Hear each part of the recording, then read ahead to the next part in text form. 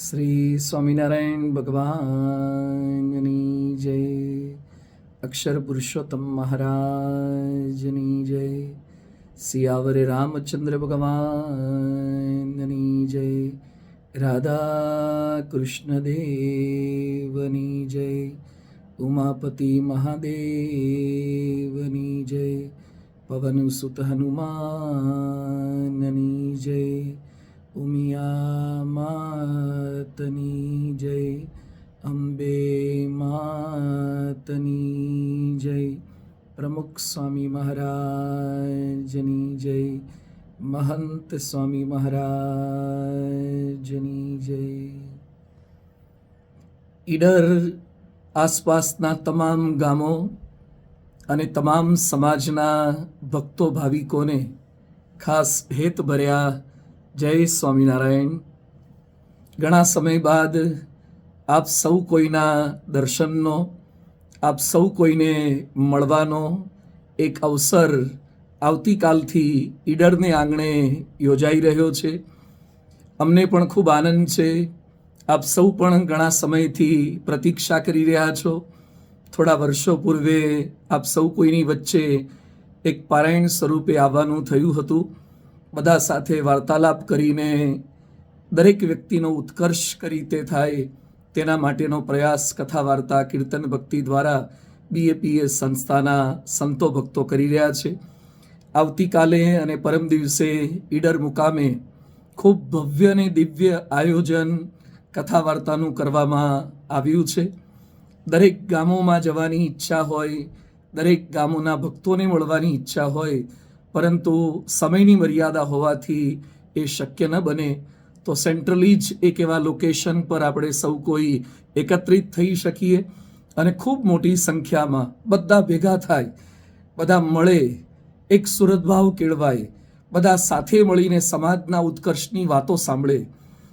ભગવાનની કૃપાથી, પ્રમુખ સ્વામી મહારાજ, મહંત સ્વામી મહારાજના આશીર્વાદથી, આપ સૌ કોઈની પ્રાર્થનાથી અમારી આંખે અત્યારે થોડુંક સારું છે.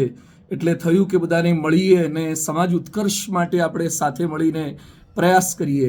જ્યાં જ્યાં અમારે જવાનું થાય છે, કથા વાર્તા કરવાની થાય છે અને અનેક લોકો મળે છે, તો ખૂબ સમાજમાં જે પ્રશ્નો વધી રહ્યા છે એ માતા પિતાને સંતાનોના પ્રશ્નો હોય, પતિ પત્નીના પ્રશ્નો હોય, પરિવારના પ્રશ્નો હોય, આર્થિક હોય, શારીરિક હોય, પારિવારિક હોય, માનસિક હોય, આધ્યાત્મિક હોય, ક્યાંક હત્યાઓ, ક્યાંક આત્મહત્યાઓ, ક્યાંક બેરોજગારી, આ બધી સમસ્યાઓમાં માણસ સુખેથી કેમ જીવન જીવી શકે? શું કોઈ ચાવી છે જે આપણને સુખનો રાજમાર્ગ શીખવી શકે? કોઈ એવું સરનામું છે જે કોઈ પણ પરિસ્થિતિમાં આપણને નિર્ભય રાખી શકે? તો આ 2 દિવસ દરમિયાન આપણે સાથે મળીને વિચાર વિમર્શ કરીશું. વિવિધ પ્રસંગો દ્વારા, દ્રષ્ટાંતો દ્વારા આપને પણ આનંદ આવે અને સાથે આપ જ્યાં છો ત્યાંથી નોકરી, રોજગાર, ધંધામાં, પરિવારમાં બધે જ પ્રગતિ કરી શકો, એક ઉત્કર્ષને પામી શકો, એવો પ્રયાસ આપણે કથા વાર્તાના માધ્યમથી કરવાના છીએ.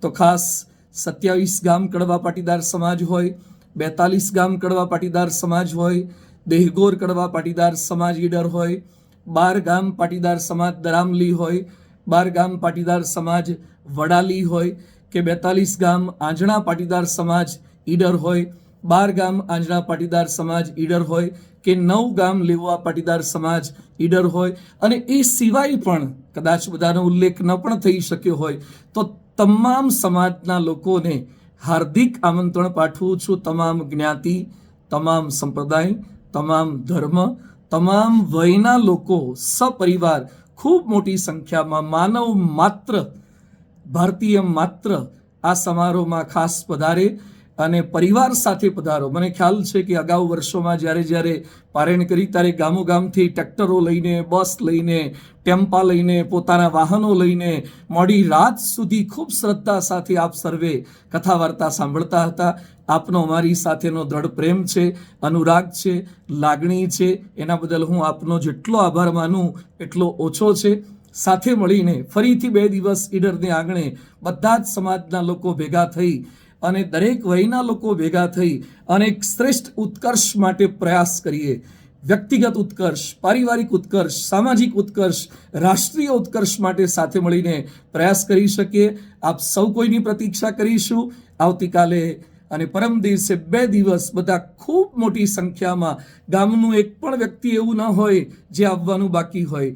દરેક સમાજની વ્યક્તિ ત્યાં હાજર રહે અને ન ભૂતો ઈડરના આંગણે ક્યારેય ન યોજાયો હોય એવો મહોત્સવ આપણે સાથે મળીને યોજી શકીએ. પુનઃ આપ સૌ કોઈને મળવાની આતુરતા સાથે, પ્રતીક્ષા સાથે અને સાથે મળીને ભગવાન સ્વામિનારાયણ, સર્વ દેવતાઓ, સર્વ અવતારો અને પરમ પૂજ્ય મહંત સ્વામી મહારાજના આશીર્વાદ સાથે, સંતો, કાર્યકરો, આપ સૌ કોઈના પ્રયત્નથી આપણે એવું ભવ્ય આયોજન કરીએ અને હૃદયમાં કાયમ માટે સુખ, શાંતિ, સમૃદ્ધિની અનુભૂતિ કરી શકીએ, એવી વાતોને સાંભળી શકીએ એવો ભવ્ય મહોત્સવનું આયોજન થાય એવી પ્રાર્થના, અભિલાષા સાથે સૌ કોઈને હેત ભર્યા જય શ્રી સ્વામિનારાયણ.